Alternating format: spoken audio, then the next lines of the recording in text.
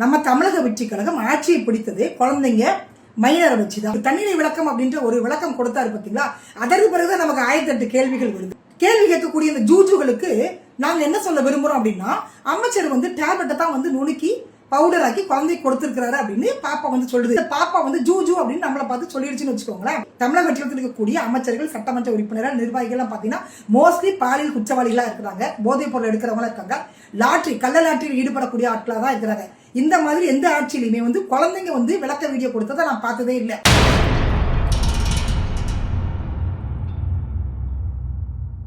வயது கீழே இருக்கக்கூடியவங்க மைனர். அதனால அவங்களுடைய முகத்தை தொலைக்காட்சிகளாக இருந்தாலும் சரி, பத்திரிகைகளாக இருந்தாலும் சரி, செய்திகள் போடும் பொழுது அவங்க முகத்தை ஓப்பனா காமிச்சு போடக்கூடாதுன்ற ஒரு ரூல் இருக்குது.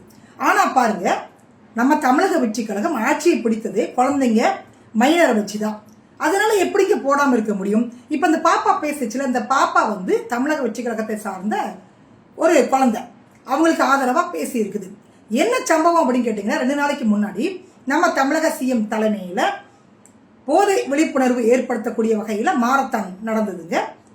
அதுல நம்ம தமிழக சிஎம் வந்து இந்தியாவிலே ஃபர்ஸ்ட் டைம் யாருமே பண்ண முடியாத ஒரு சாதனையை பண்ணிட்டாங்க. என்ன பண்ணிட்டாங்கன்னா, 3 கிலோமீட்டர் ஓடி சாதனை படைச்சிருக்கிறாங்க அப்படின்னு நம்ம தமிழக வெற்றிகளத்தில் இருக்கக்கூடிய வளர்ந்த அமைச்சர் ஒரிஜினா பெருமையா பேசியிருந்தாப்ல.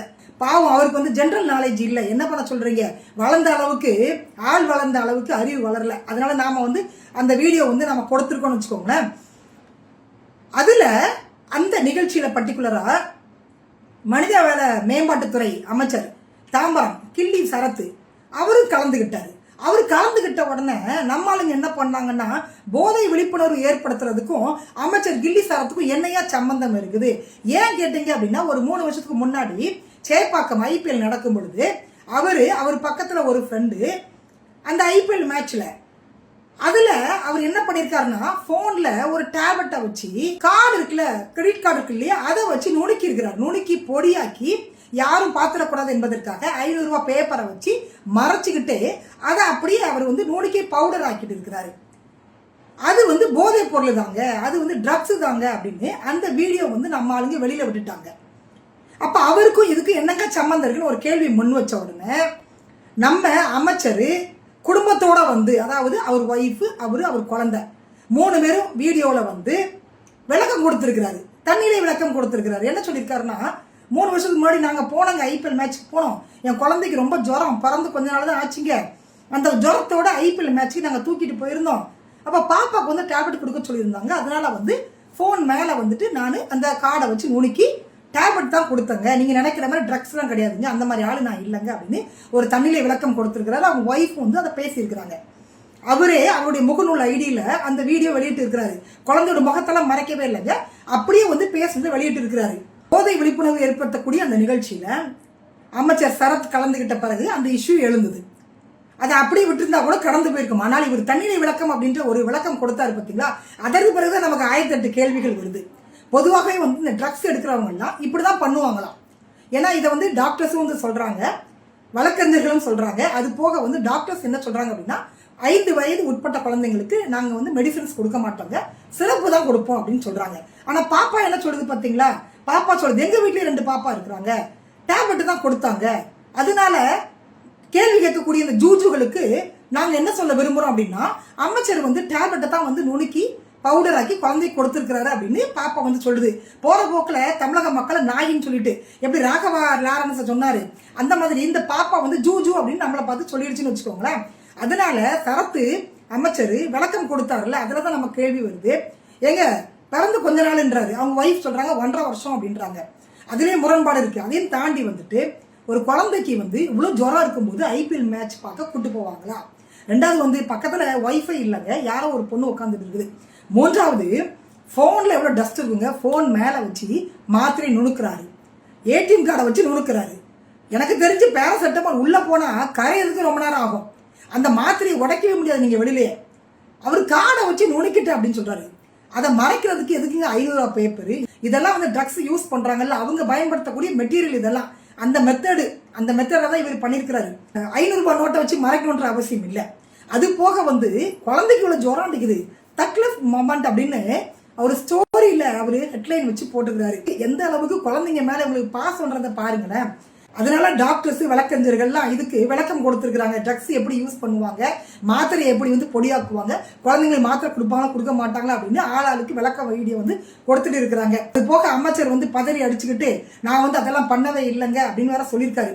நமக்கு தெரிஞ்சு என்ன அப்படின்னா இதை வந்துட்டு நம்ம ஸ்டேட்ல இருக்கக்கூடிய காவல்துறையினர் வந்து விசாரிக்க மாட்டாங்க. ஏன்னா அமைச்சர் காங்கிரஸ் அமைச்சர் விஸ்வநாதன் மீது எழுந்த அந்த பாலியல் குற்றச்சாட்டு அதுக்கே சிங்கப்பன் அதிரடிப்படை வந்து வழக்கு எடுக்க மாட்டேன்ட்டாங்க. அதற்கு பிறகுதான் இந்திய ஜனநாயக மாதர் சங்கம் வந்து சைபர் கிரைம்ல புகார் கொடுத்திருக்கிறாங்க.